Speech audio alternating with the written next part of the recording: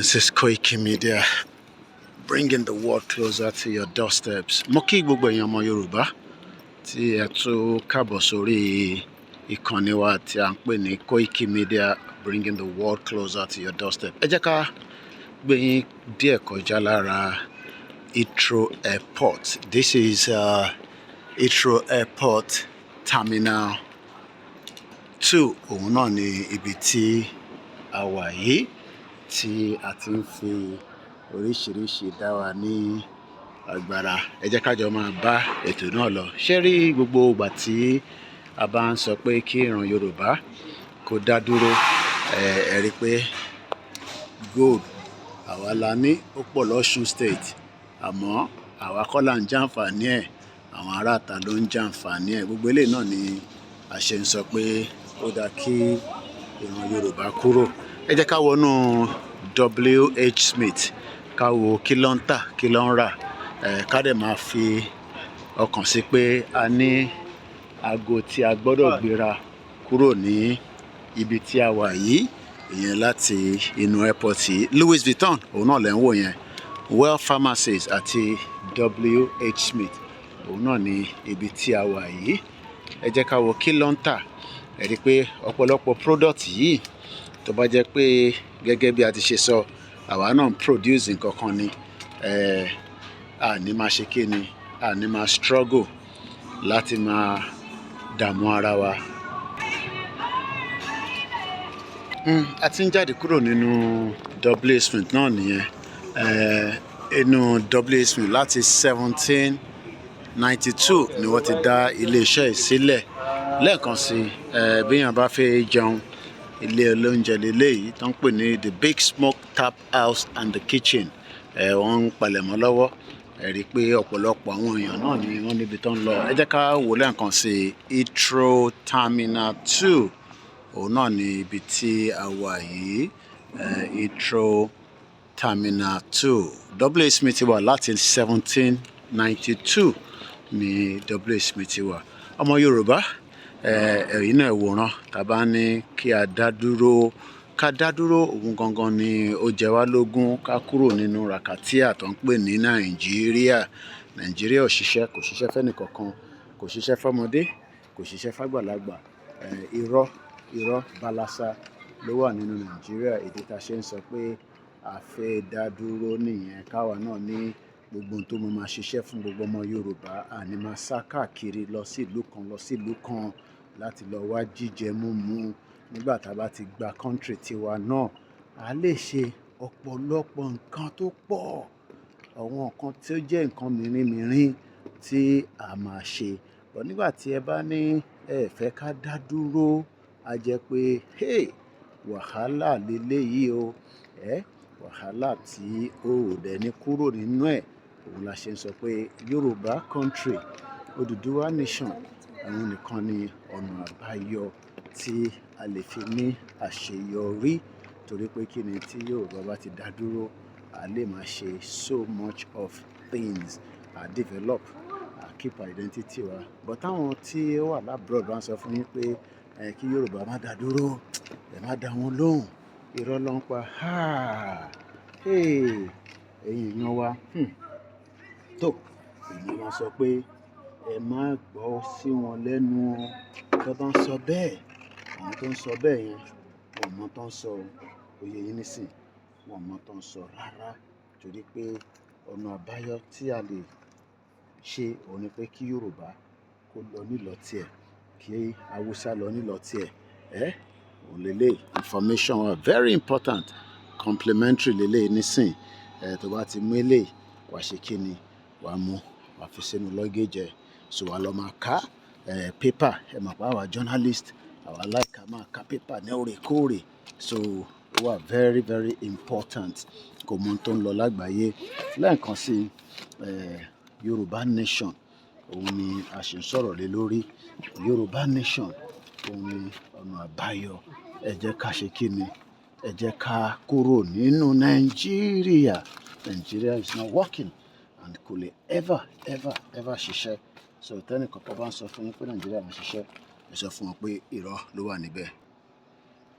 A ṣì wà lórí ìrìn àjò Heathrow airport òun náà ni a ṣì ń lọ báyìí.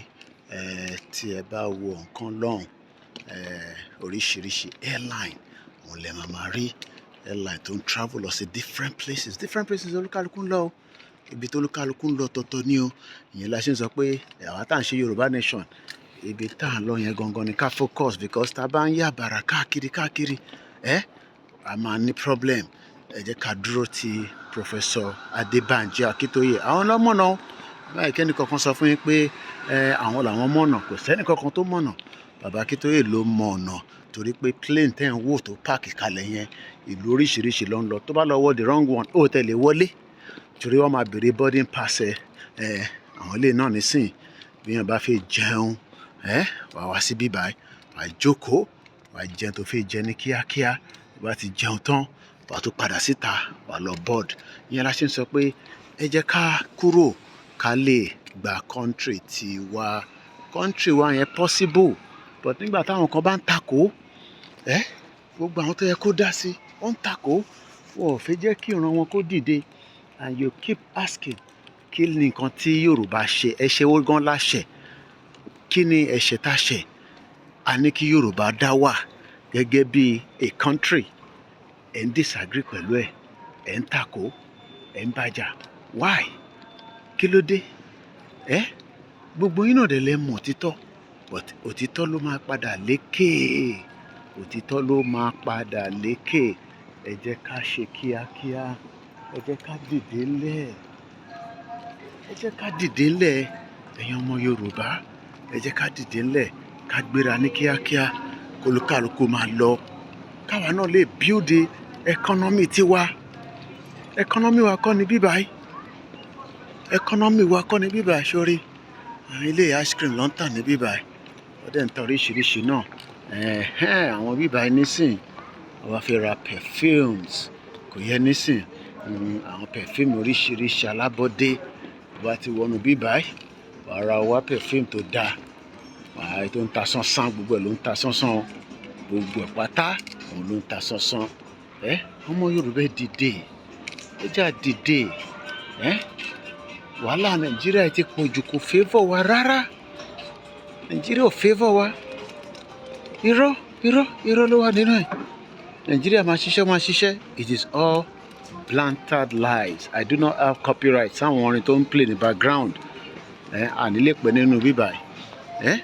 Ní la ṣe ń sọ pé ká dìde, ẹ jẹ́ á dìde, ẹ jẹ́ á dìde, ẹ jẹ́ á dìde, ká gbára wálẹ̀. Ká gbára wálẹ̀. Ọ̀nà àbáyọ kan náà ni pé ká gbára wa sílẹ̀. Ọ̀nà àbáyọ kan náà ni pé ká gbára wa sílẹ̀. Ọ̀nà àbáyọ kan náà ni pé ká gbára wa sílẹ̀. Nothing less, nothing more. Àwọn tí ìgbàlódé, àwọn tí dáadáa, fáwọn tó mọ tí mu. Ọmọ Yorùbá ẹ jẹ́ á dìde. Ẹ jẹ́ á dìde. Ẹ jẹ́ á dìde. Ẹ jẹ́ á dìde. We have no business trying to save Nigeria. We have no business trying to save Nigeria. Ní business. Mo ní copyright sáwọn orin tó ń play yo. We have no business. Vodka lele. Ní business kankan. Ní kàn wá pẹ̀lú Nàìjíríà. Ní kàn wá pẹ̀lú Nàìjíríà. We have no business saving Nigeria. But torí pé we have been told lies. Ti parọ́ fún gbogbo wa. Nàìjíríà máa dá. Nàìjíríà máa, irọ́ ló wà níbẹ̀. Sí kankan tó ń jẹ́ pé Nàìjíríà máa dá. Nàìjíríà ò lè dá láyé. Nàìjíríà ò lè dá láíláí. Kò sí nǹkan tó lè sọ tó máa ní Nàìjíríà máa fi dá. Kò tí sí nǹkan náà. Irọ́ ni. Ẹnìkan sọ fún mi pé Nàìjíríà sì máa dá. Ọlọ́run á jẹ́ kí Nàìjíríà gbẹnu sọ̀hún. Dárúkọ Ọlọ́run. Ó yá tún gbé lọ síbòmíì. Sórí service desk. Àwọn tó bá fẹ́ shower, bathroom náà wà. Ó yẹ nísìn. Lounge yẹn fáwọn tó bá ń sanwó, wàá máa sanwó fún ní ọkọ̀ ìṣọ̀fẹ́.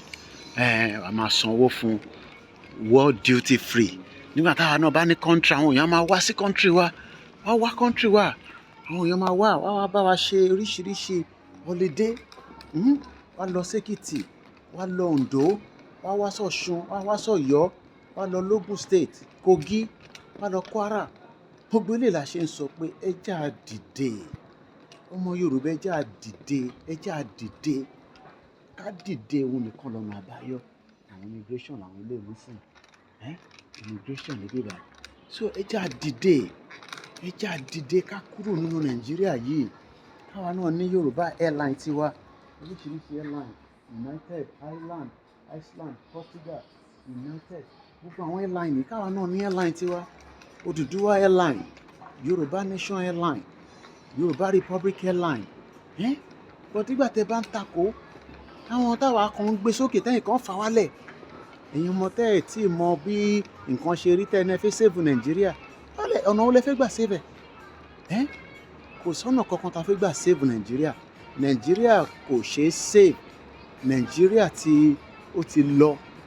Ẹ sọ pé ó ti lọ. Ó ti lọ. Nàìjíríà ti lọ.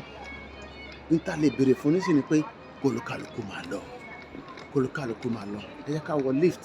Kí lift gbé wa lọ sókè. Ẹ jẹ́ á wọ lift. Kí lift yẹn gbé wa lọ sókè. Ká gbé lift yẹn lọ sí, ká gbé lọ sókè. Ọmọ Yorùbá dìde. Ọmọ Yorùbá dìde. Ká gbá lift yẹn lọ sókè. All departure, VAT, airline service desk. Gbogbo ta ṣe ń sọ pé kí Yorùbá kó máa lọ nìyẹn. Kí Yorùbá kó máa lọ. Kí Yorùbá kó máa bá tiẹ̀ lọ. Ní business pẹ̀lú Nàìjíríà. Nàìjíríà ò fowó. Nàìjíríà tó ti bà ayé jẹ́. Níwọ̀n tó bá fẹ́ wá nǹkan jẹ, wàá wá síbí báyìí. Wàá wá nǹkan jẹ. Wàá jẹ nǹkan. Wàá ti jẹ nǹkan tán. Wàá máa gbáradì láti travel. Bẹ́ẹ̀ ní sí restaurant. Oríṣiríṣi restaurant. Takeaways. Tó bá dẹ̀ pé need accessories. Accessories náà wà. Àwọn náà ń tà lẹ́yìn mi yẹn. Àwọn aláccessories ní lẹ́yìn mi yẹn. Ó yẹ nísìn. Àá ṣì wà níbi níná. Kò síná. Kò sómi. Kò sí welfare. Nothing has worked and nothing is likely to work. Nothing has worked and nothing is likely to work. Kò dẹ̀ sí ọ̀nà tẹ́ lè ṣe ó lè work because wọ́n mọ̀ pé kó má work. Àwọn òyìnbó wá ń gbádùn. Ṣáwọn olórí méjì ni ìyẹn ni bàbá Kídé ṣe ní náà àwọn òyìnbó ò lè máa gbádùn káwa Yorùbá máa jìyà. Ìran tiwa bẹ́tà ju ìran tiwọn lọ. Ìran tiwa ó dẹ̀ ti wà tipẹ́tipẹ́. Ìran tiwọn ló wá fi tiwọn bá tayé tiwa jẹ́. And we need to put a full stop to it. Ní la ṣe ń sọ pé àfẹ́ àwa la ní coffee. Ìyá àwọn èèyàn mu coffee nísìn. Àwa la ní coffee. Àwa là ń jìyẹ. A lè continue báyìí. A lè continue. Wà á dẹ̀ máa wo time. Because time ó wà very very important. Torí pé plane ò ní dúró déyàn. Tó bá ti ṣí ó ti ṣí náà nìyẹn. Tí Yorùbá Nation bá ti ṣí ó ti ṣí náà nìyẹn. Kò ní dúró dé o. Kò ní dúró dé anybody. Ní kálukú tó bá fẹ́ rìnrìn àjò wà á máa wo flight ẹ̀ pé kí kò má lọ miss flight ẹ̀. Ẹ jẹ́ ká dìde. Ẹ jẹ́ ká dìde ká pèrè fún self-determination. The only solution to all our problems. Problem ta ní Nàìjíríà. Bá ti kúrò ní Nàìjíríà problem wa máa reduce. À ń lọ lóyìnbó a máa ṣe 40 years níbẹ̀ 20 years níbẹ̀ 15 years níbẹ̀ a fi lọ wá British passport American passport Canadian passport a fi lọ wá passport ìlú kan. Táwa náà bá ti ní country tí a lè build economy tó ń ṣiṣẹ́ a need láti máa káàkiri. A need ẹ̀. But nítorí pé a ní country tó ń ṣiṣẹ́ ìyẹn ni gbogbo wa ṣe ń try láti lọ sí ìlú tí a ti máa ní opportunity tá a bá ti wá gba passport wọn àwa náà ń ṣeré wá sí Nàìjíríà àwa ṣọdún àwa ṣe Easter. Gbogbo yẹn kọ́ la need. Yes ó dáa kíyàn travel kíyàn explore there's nothing wrong in that. Bó kò ń ṣe pé ká wá takú sí ìlú kan for 40 years. Gbogbo àwọn ìyá wa tó ti dàgbà wọ́n fẹ́ wálé kó lè wálé ilé ò ṣe wá. Ìyẹn ni bàbá Olóyè Ìgbòho la ṣe sọ pé ẹ free Olóyè Ìgbòho ẹ tú account ẹ̀ sílẹ̀. Kò ń ṣe ọ̀daràn kò pààyàn. Ètò ń béèrè fún ni pé the right of the Yoruba people òun lolóyè ń béèrè fún. And I don't think it's too much. But gbogbo eléyìí tá a bá ń sọ fáwọn èèyàn wa ṣe lọ́ máa ń rò pé kí ló dé wàhálà yín ṣe pọ̀ báyìí. All these làwa kan ṣe ní no. It is high time that we speak the truth. The Yoruba wants to go. We don't have any business in Nigeria. Any business in Nigeria. But when we are saying we should go, where are you going? No, Yoruba exit from Nigeria. The Yoruba people wants to exit from Nigeria and have their own independent Yoruba country. Just like people go, many people are going to different places. Different places lolúkálukú ń lọ. Ibi tẹ́mi ń lọ ó yàtọ̀ síbi táwọn ń lọ. Ibi tẹ́mi ń lọ ó yàtọ̀ síbi táwọn ń lọ. And this is why we are saying, ẹ jẹ́ kólúkálukú máa bá tiẹ̀ lọ. Our relationship with Nigeria has failed us.